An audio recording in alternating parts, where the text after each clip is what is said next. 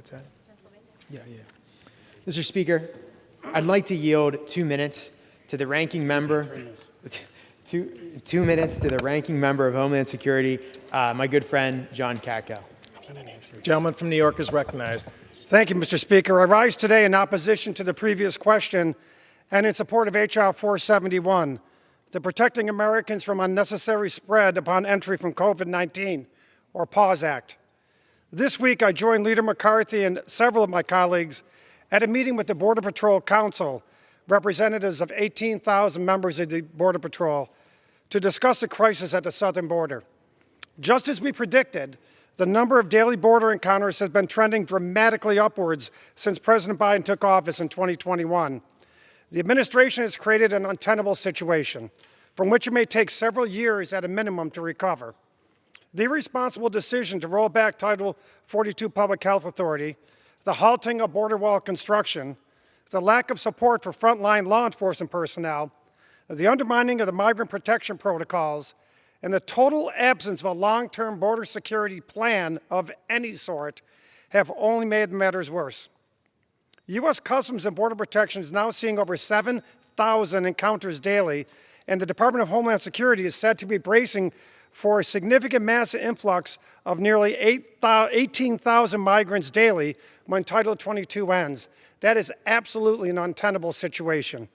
As the U.S. finally gets a handle on managing the spread of new variants and moves steadily towards a post-pandemic recovery, now is not the time to end the use of Title 42 and jeopardize all that progress, especially as numerous countries continue to struggle with the rapid spread of COVID-19 and strengthening variants.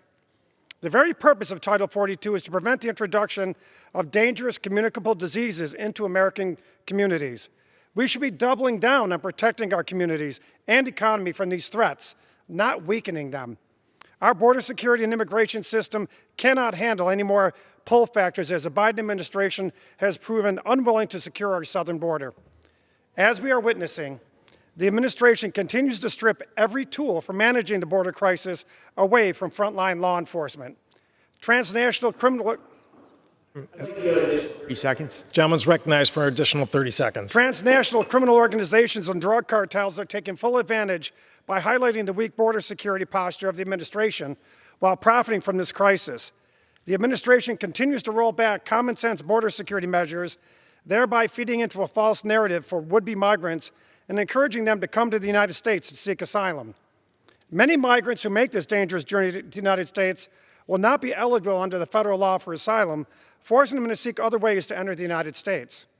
We know for a fact that cartels control who crosses the U.S.-Mexico border. They charge migrants exorbitant fees, knowing that some will never be able to repay, leaving many of the migrants only one option: to work off their fees. An additional 30. Gentleman's recognized for an additional 30 seconds. This work often leads them into a trafficking situation here in the United States.